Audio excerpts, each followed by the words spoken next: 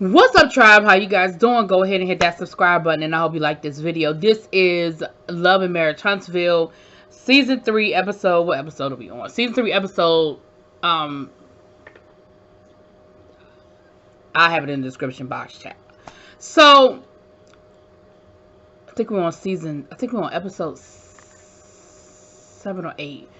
Anyway, I have it right in the description box. So it's the day after the whole debacle with Martell and Melody, and the guys are outside playing basketball, and they're kind of having a conversation before Martell gets out there, talking about what had happened the night before, and basically talking about both persons' point of view. You know, from Martell's point of view, it's like, listen, Mel, you going through your therapy, you know, you singing to get it out, you know, but I don't want my kids to find out about what I did that way. And then the flip side with Melody is, listen, they gonna know what you did. So, you know, the song is about relationships and people. It's not necessarily about you. Which, of course, we know what it is. And both of them are using the kids as pawns, which is what Marceau was saying. And Marceau was like, at the end of the day, in most divorces, the kids are the ones that end up losing. And I agree that both of them have used those kids as pawns in this little game from the beginning, even before they got divorced, right? So then Martell comes out, and they were honest about what they were talking about. Like, they didn't try to act like, oh, what's up, Martell? No, they was like, no, this is what we was talking about. And like Marceau said, he said, listen, I can understand that Melody was doing some things to get under your skin, but you gotta respect when somebody tells you to stop, that you gotta stop. Because like, we gotta keep this situation under control somehow. So then we kind of pivot over to Marceau, and Marceau is talking about how Tisha surprised him with this therapy session, and he was like, yeah, I'm good. Like, I don't need no therapy. I'm good. And Tiffany's husband, I think, said something that sums up Marceau and Tisha's relationship, like, in a nutshell. He was like, because they were talking about Tisha not wanting to do things versus Marceau not letting her. And it was funny because Martell even said, well, you didn't used to let Tisha do certain things, but you've gotten better about that. And Marceau was like, it wasn't so much not letting her. She didn't want to do those things. And, you know, it was what it was. I didn't pressure her. And so he summed it up. He said, so what it sounds like is maybe Tisha wanted to do those things, but because she didn't feel like you would be supportive of them, she didn't articulate to you that she really wanted to do it. And I was like, I think that's probably sums it up. Marceau wasn't very receptive of that because, of course, in Marceau's mind, Tisha didn't want to do none of this. Tisha was cool with the status quo, and Tisha was cool with the situation. So then it pivoted back over to Martell, and Martell trying to explain to them where he's coming from in the whole argument with Melody and how that whole situation escalated and how he felt about it or whatever. And Marceau was kind of like, listen, I can appreciate where everybody coming from because, you know, of course, you know, Reese and Tiffany's husband was talking about how they've been divorced before and they've been through it, and they sort of understand sort of what Martell is going through. And Martell was like, I can appreciate that y'all been through this, but y'all ain't been through my divorce. Which is true. Every relationship is different and every divorce is different. And that's why advice is what it is. You take what you can use and you leave the rest. Because everybody's situation is different.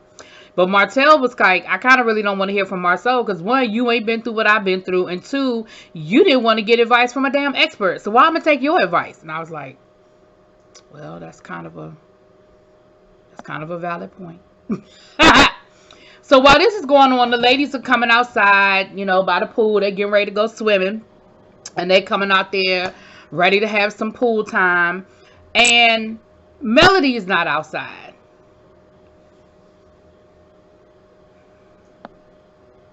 Now, of all the people that was there that can go check on Melody to find out whether she was coming outside or not, whether she felt good or not, out of all those people, Martell says, I'll go check on her.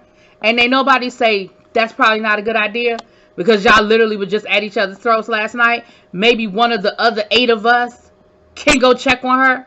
Nobody thought that was a good idea. Everybody was like, we're just going to get in the pool and we're going to sit here and have our drinks. That's what we're going to do. So Martell goes to check on Melody. One, we find out that Martell went and checked on Melody at 1:30 in the morning talking about he came to apologize. No, sir. Ain't nobody coming to apologize at 1:30 in the morning. Maybe you came to apologize and hope that it would be some apology with some nookie connected to it. But you ain't come to apologize.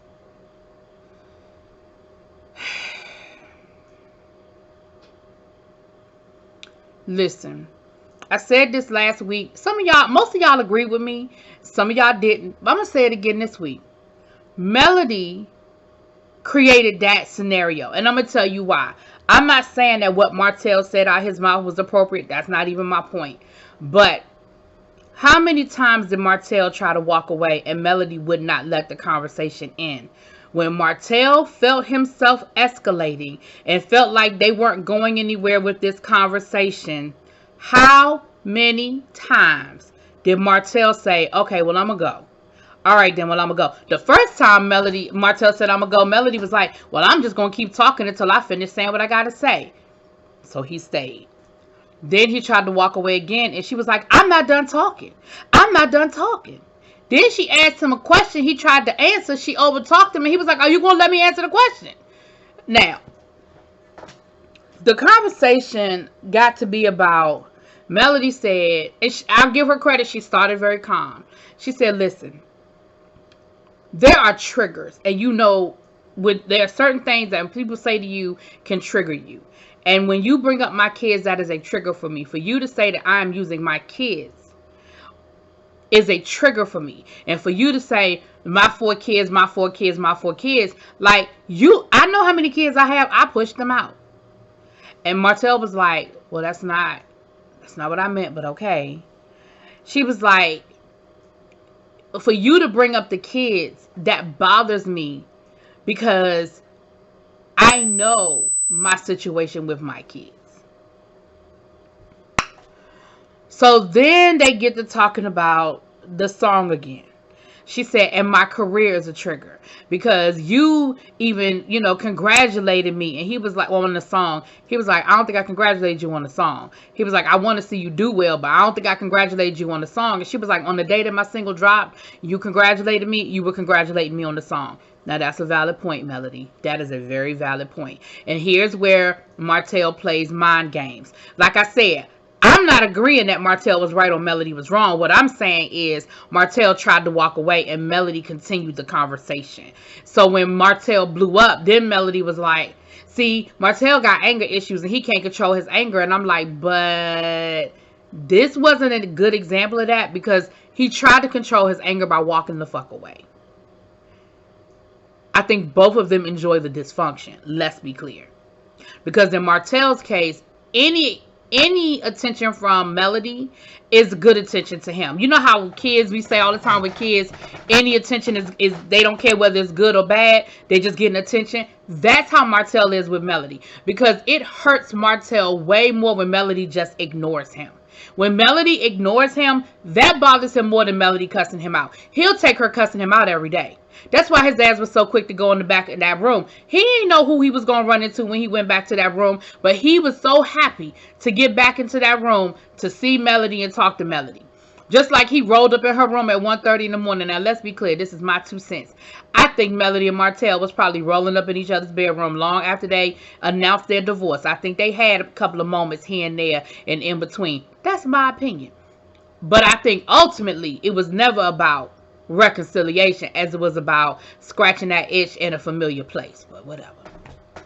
So, of course, it ends up erupting into this whole argument that producers go to get Marcel. Now, I'm thinking to myself, they specifically called Marcel. Why y'all ain't called Tiffany big-ass husband? I mean, Martell is like a Hulk. But neither here nor there, Marcel was able to get him and pull him away. Maybe because they have a relationship. Maybe because they are friends and they're like real friends and they've been friends for a long time. Versus Tiffany's husband who, even though he has the size advantage over Martell, maybe not that familiarity so that Martell wouldn't swing on him kind of thing. I don't know, but neither here nor there. Marcel was like, listen, this might be their normal, but this ain't my normal. Like, this shit is crazy, you know? So anyway, honey, that's kind of what that was. That whole thing blew up. It continued to blow up. Destiny was like, I really hate when they get to arguing because then I'm in the middle and I just kind of try to stay my best to stay out of it. Sorry, y'all. I try my best to stay out of it when they get to arguing like that. Tisha and Kimmy ain't even get out the pool, and I don't blame them. I wouldn't have got out the pool either. I'd have kept my happy ass right in that pool with my cocktail until they figured it out. Now, Destiny tried to talk to Melody and basically let Melody know that she, you know, was culpable in the situation, and Melody didn't want to take no responsibility for it. Like, it's all Martell. She ain't do nothing. And I say, nah, Melody, you know how, you talking about triggers, you know how to push his buttons too. So anyway, later on that day, the Widlows, Tiffany and her husband, are hosting, I guess they having like a little game night before they go out on the town. You know, it's a girls' night, guys' night kind of thing.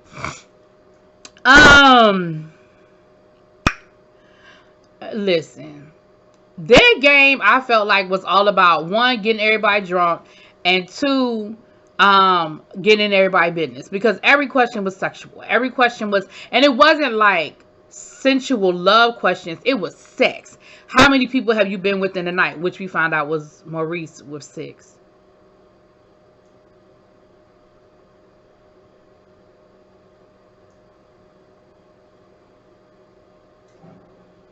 Okay, Maurice. Then it was, where, you know, have you ever had sex in public? Where was it? Then it was, one of the questions, are you happy in your current relationship? And here's where Marceau be trolling people.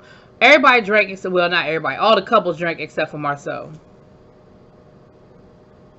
Talking about some, oh, I didn't drink. Oh, my bad. Oh, I'm just playing with y'all. He. Of course, nobody thought that was funny. Nobody thought this shit was funny.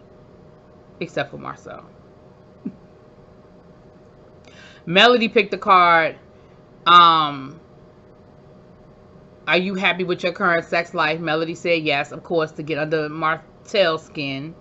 Martell picked the question, are you happy in your current relationship? And of course he said yes. I mean, but at a certain point it was uncomfortable because it was like, why are all these questions about sex? Like, why is everything a sexual question? So then Marceau, well, they had to talk Melody into coming, but I don't care about that conversation. Anyway, so then Marceau gonna ask Destiny, what you do to make that man leave you? Marceau, that's so damn disrespectful. First of all, why are you assuming that he did it, that she did anything? Why couldn't it be him? Why couldn't it just be mutual? Why couldn't it just be the two of us should have never got married? The best thing that came out of it was the fact that we have a child, but we probably should have never got married. Why couldn't that be it? Why are we automatically assuming that it's and again, Marceau is trolling. Then Kimmy gonna say, Maurice, can I ask you a question? Kimmy, is it okay? Because, you know, it's about Kiowa. So at first Kimmy was like, sure, go for it. Like, all right. Kimmy gonna, Letitia gonna say, Kiowa told us that she thinks y'all could have worked things out. Stupid thing. That she think y'all could have worked things out if you had stayed, but you didn't even try. You left. So Maurice's thing was, listen, I knew. And I knew that staying in that situation was going to make it more toxic if I stayed versus if I left. But here's the thing. And the teacher kept pushing the issue. She kept pushing it. And my thing is, first of all, what?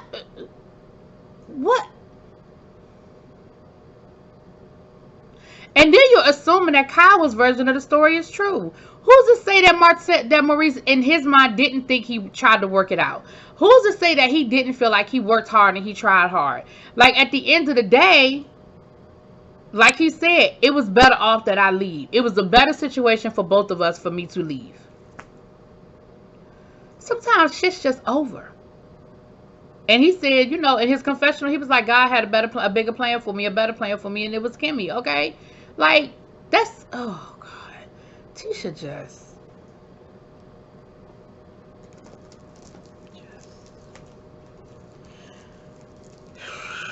Anyway.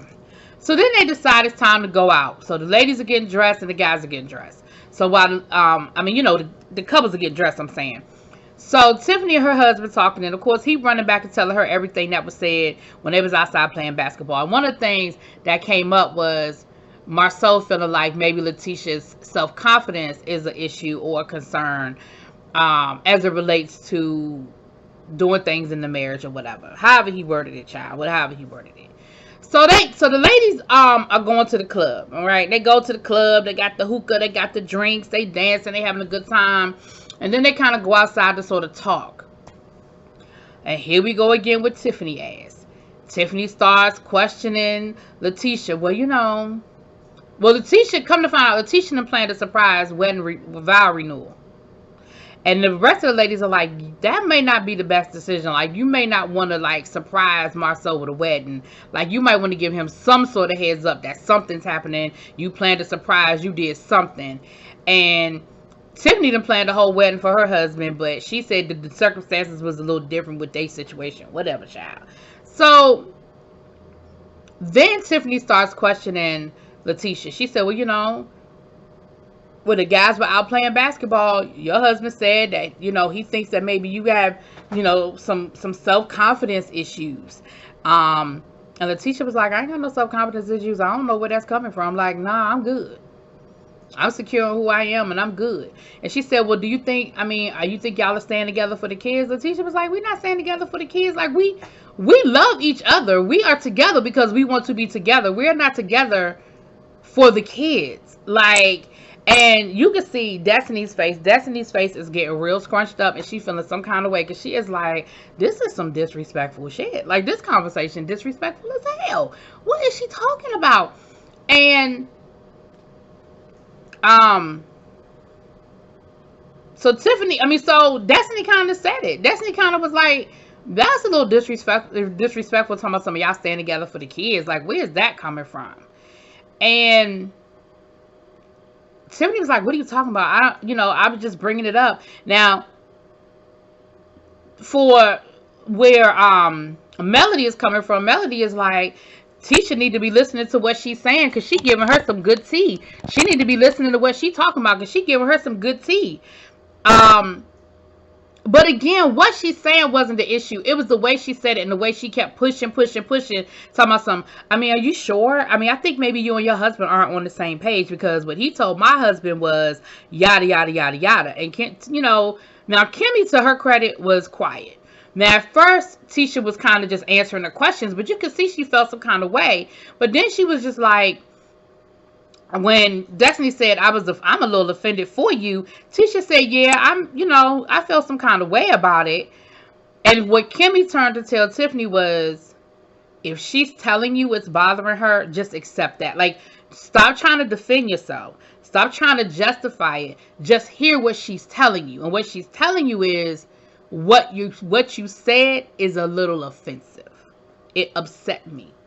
A little off-putting. So then Tiffany was like, well, so Destiny was like, Tiffany, you just seem to always feel like you can't read the room. Like, everything that you think it don't always have to come out. And maybe this wasn't the best time to say that. Like, you could have pulled Letitia aside to have that conversation. You ain't have to say it, out. And she said, well, I'm a transparent person and I'm transparent with my kids. And I thought I could be transparent with adults. And Destiny was like, yeah, but you need to, censor yourself. Like, you could be transparent, but you don't have to just be blunt and just blur everything out. And it doesn't always have to be for everybody's public consumption either. And so she made the comment to Destiny about, well, I know all the places you've lived that makes you feel some kind of way or something like that. But basically, it was a shady way of throwing out that Destiny done lived all over the place. Because she said, Detroit, Atlanta, Huntsville. Destiny was like, girl, oh, that's what we doing? She said, let me tell you something. And I'll kick your ass in all them places too.